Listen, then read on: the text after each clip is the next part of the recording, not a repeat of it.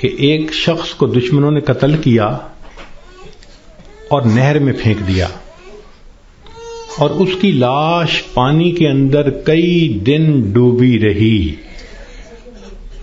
جب وہ اوپر آئی سطح پر تو اتنی پھول گئی تھی کہ بندے کی پہچان ممکن ہی نہیں تھی، شکل ہی بدل گئی تھی۔ پولیس والوں کو پتہ چلا، انہوں نے آ کے لاش نکالی، اور جب دیکھا کہ پہچان ہی نہیں ہوتی تو انہوں نے قریبی بستی والوں کو بلایا اور کہا کہ بھئی اس کو نہلا دو، کفنا دو، مسلمان تو ہے۔ چنانچہ امام صاحب نے کہا کہ جی میں نہلا تو دوں گا، میرے پاس کفن کے پیسے تو نہیں ہیں، مجھے کفن کے پیسے دے دو۔ ایک بندے نے کہا کہ جی اعلان کر دو۔ ذرا سنیں، مسجد میں اعلان ہوا، بھائی لاوارث نعش ہے، کفن خریدنا ہے، چندہ لاؤ۔ کوئی روپیہ لایا، کوئی 2 لایا، کوئی 5 لایا۔ آدھے گھنٹے تک اعلان ہوتا رہا کہ لاوارث لاش ہے، کفن خریدنا ہے۔ آدھے گھنٹے کے بعد پھر جا کر پیسے پورے ہوئے، کفن خریدا گیا، اس کو نہلایا گیا، کفنا دیا گیا، جنازہ پڑھایا گیا۔ جنازہ پڑھتے ہوئے ایک آدمی کی آنکھ میں بھی آنسو نہیں تھے، اس لیے کہ کوئی جانتا ہی نہیں تھا یہ کون ہے۔ جب اس کو دفن کیا گیا تو 3 مہینے کے بعد کیس کی حقیقت کھلی، تب پتہ چلا کہ وہ سرگودا کے علاقے کا ایک ذمہ دار تھا۔ 4 مربع اس کے باغات تھے، کروڑوں کی سالانہ آمدنی تھی، کوئی 6 کروڑ روپیہ اس کے بینک بیلنس کے طور پہ موجود تھا، اور اس کے 4 جوان العمر بیٹے تھے۔ اس لینڈ لارڈ نے کبھی سوچا بھی نہیں ہوگا کہ میں کروڑوں پتی بندھا، جب دنیا سے جانے لگوں گا تو چندے کا کفن لے کے جاؤں گا۔ اس کو کہتے ہیں وارث مان نہ کری وارثاں دا، رب بے وارثا کر مار دئی، کہ وارث تم اپنے وارثوں کا مان نہ کرنا، اللہ بندے کو لاوارث کر کے مار دیتے ہیں۔ ہمیں کیا پتا کس حال میں موت آئے گی، آج وقت ہے اس موت کی تیاری کرنے کا۔ اس لیے امام غزالی رحمۃ اللہ علیہ فرماتے ہیں، اے دوست تجھے کیا معلوم کہ بازار میں وہ کپڑا پہنچ چکا ہو جسے تیرا کفن بننا ہے۔ ہم نہیں جانتے کب ہمارا کفن بازار میں آ جائے گا۔ لوگ یعنی شادی اور بیاہ میں مشغول ہوتے ہیں اور ان کو نہیں پتا ہوتا ان کے کفن کا کپڑا پہنچ چکا ہوتا ہے۔ اس لیے چاہیے کہ ہم موت کی تیاری کریں، نیکی کریں، جھوٹ کی زندگی سے بچیں، سچ کی زندگی کو اختیار کریں، نبی علیہ السلام کی ایک ایک سنت کو اپنائیں تاکہ موت کے لیے ہم بھی تیار رہیں۔ کیا معلوم کب جانا پڑ جائے۔ ہمارا حال تو وہی ہے کہ بارات پہنچ گئی تھی اور لڑکی والے لڑکی کے کان سلوانے گئے ہوئے تھے کہ جی ہم نے کانوں میں بالیاں ڈالنی ہیں۔ جیسے اس لڑکی والوں کو شرمندگی ہوئی، وہی حال ہمارا ہے کہ ملک الموت پہنچ جائیں گے اور ہم نے ابھی تیاری ہی نہیں کی ہوگی۔ ہم نے کتنی بار آنکھوں سے دیکھا جوان العمر بیٹا چارپائی کے اوپر لیٹا ہوا ہوتا ہے، ماں آگے بڑھتی ہے، بیٹے تجھے کیا ہوا، مجھے بتاؤ تو صحیح۔ بیٹا خاموش ہوتا ہے، ماں رو کر کہتی ہے بیٹے تم تو میری ہر بات پہ لبیک کہا کرتے تھے، تم میرے اتنے فرما بردار بیٹے تھے، کیا ہوا؟ بیٹا اپنی اماں سے نہیں روٹھا کرتے، نہیں خفا ہوتے، بتاؤ تمہیں کیا ہوا۔ بچہ خاموش ہوتا ہے، بالآخر بیوی آگے بڑھتی ہے، میرے سرتاج، میرے ہمراز، مجھے تو بتائیے کیا ہوا، اگر آپ میری کسی بات پہ خفا ہیں میں آپ سے سوری کر لیتی ہوں، معافی مانگ لیتی ہوں، مجھے بتائیں کیا ہوا۔ نوجوان خاموش ہوتا ہے، بہن آگے بڑھتی ہے، میرے ویر مجھے بتائیں تو صحیح کیا ہوا؟ خاموش ہوتا ہے۔ بہن کہتی ہے کہ مجھے بتائیں، میں ابھی ڈاکٹر کو بلواتی ہوں، مگر جوان کوئی جواب نہیں دیتا۔ بیٹی آگے بڑھتی ہے، ابو مجھے بتائیں تو صحیح کیا ہوا؟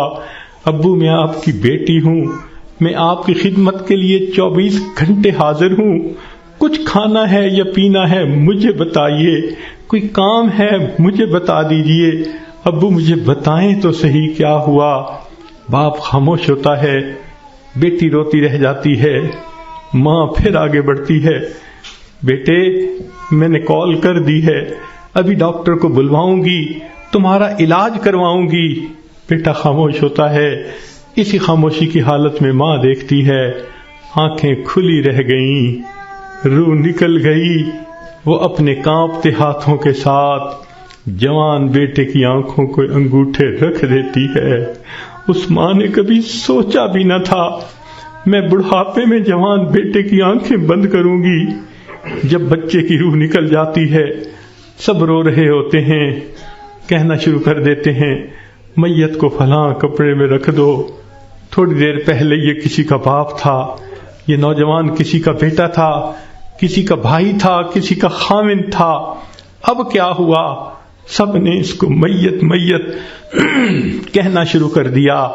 تو جواب ملے گا، اصلی انسان تو چلا گیا، یہ اس کا جسم باقی ہے، اس کو بھی ہم اس کے اصلی گھر پہنچائیں گے۔ چنانچہ اس کو نہلا دیا جاتا ہے، کفنا دیا جاتا ہے اور جنازے کا اعلان کر دیا جاتا ہے۔ اس کو لینے کے لیے کئی رشتہ دار کمرے کے اندر آ جاتے ہیں، بھئی تم کیوں آئے ہو؟ ہم اس کو اس کے اصلی گھر پہنچانے کے لیے۔ بھئی یہ گھر بھی تو اسی کا تھا، اسی نے پلاٹ خریدا، اسی نے نقشے بنوائے، اسی نے کمرہ بنوایا، اسی نے یہ مکان بنوایا، ماربل لگوایا، کہاں کہاں سے فرنیچر ڈھونڈا، کہاں کہاں سے بجلی کی فٹنگ خرید کے لایا، ابھی تو دیواریں بھی میلی نہیں ہوئی، تم اس کو لینے آ گئے ہو۔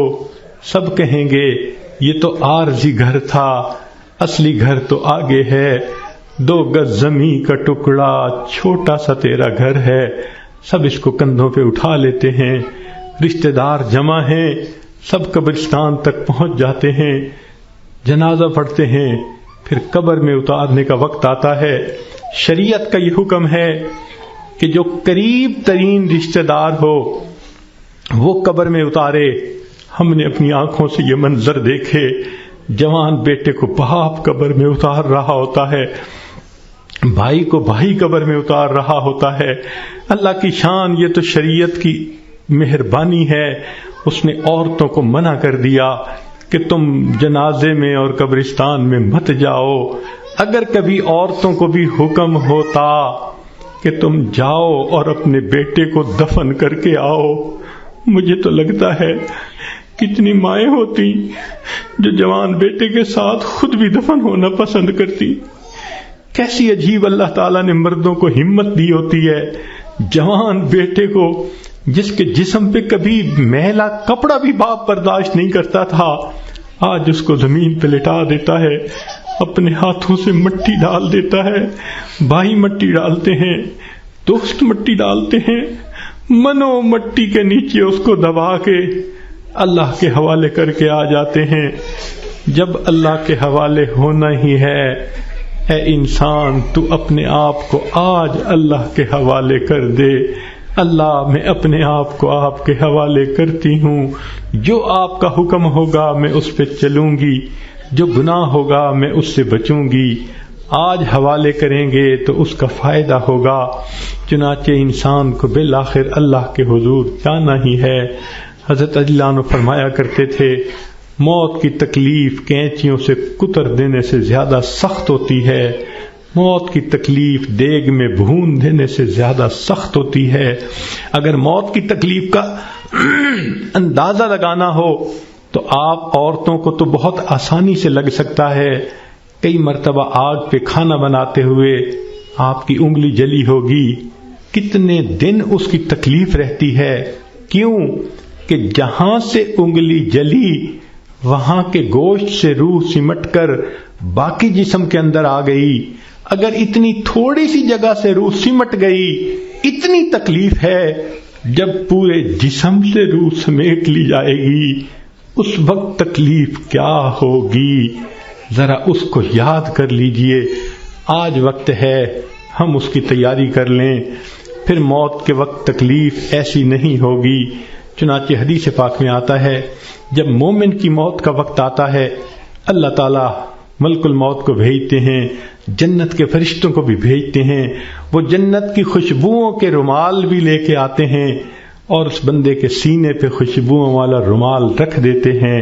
اس بندے کو جنت کی خوشبو آتی ہے، اس کا دماغ معطر ہو جاتا ہے اور اس کی روح کو ایسے قبض کرتے ہیں جیسے مکھن میں سے بال نکال لیتے ہیں. جب اس کی روح کو لے کے چلے جاتے ہیں اللہ تعالیٰ فرشتوں کو حکم فرماتے ہیں دیکھو یہ میرا نیک بندہ تھا، روح کو قبض کر لیا گیا، اب جدھر سے اس کا جنازہ گزرے گا تم راستے کے دونوں طرف ادب سے کھڑے ہو جاؤ.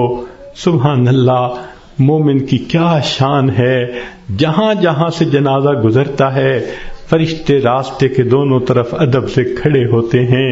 حدیث پاک میں آتا ہے جس جگہ یہ بیٹھ کر نماز پڑھتا تھا زمین کا وہ ٹکڑا رو رہا ہوتا ہے، جہاں قرآن پڑھا کرتا تھا زمین کا وہ حصہ رو رہا ہوتا ہے، آسمان کے وہ دروازے روتے ہیں جہاں سے اس کے لیے رزق اتارا جاتا تھا. سبحان اللہ، یہ اللہ کے عاشق کی موت ہے. اس لیے کہا گیا کہ عاشق کا جنازہ ہے ذرا دھوم سے نکلے، محبوب کی گلیوں سے ذرا گھوم کے نکلے. یہ عاشق کا جنازہ جا رہا ہے. پھر اس کو جب دفن کیا جاتا ہے حدیث پاک میں آتا ہے اللہ تعالیٰ فرشتوں کو فرماتے ہیں یہ میرا بندہ دنیا سے تھکا ماندہ آیا ہے، جاؤ اور اس کو جا کر کہہ دو نم کنومت العروس، دلہن کی نیند سو جا. فرشتہ آ کے خوشخبری دے دیتا ہے تم دلہن کی نیند سو جاؤ.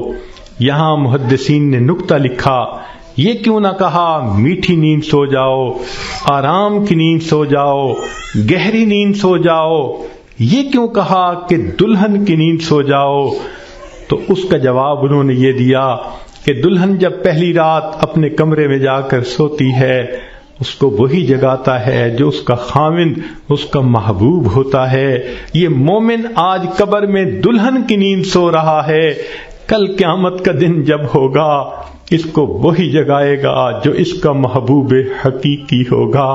چنانچہ مومن قبر سے اٹھے گا، آواز آئے گی یا ایتھا النفس المطمئنہ ارجعی الی ربک راضیۃ مرضیہ فادخلی فی عبادی وادخلی جنتی. مومن کی آنکھ کھلے گی، اللہ تعالیٰ مسکرا کر اس کا استقبال کریں گے. یہ کیسا خوش نصیب انسان ہے کہ جس نے اچھی زندگی گزاری آج یہ دنیا سے آخرت کی طرف کامیاب ہو کر چلا گیا. اللہ تعالیٰ ہمیں بھی ایسی کامیابی والی زندگی گزارنے کی توفیق عطا فرمائے. وآخر دعوانا ان الحمد للہ رب العالمین.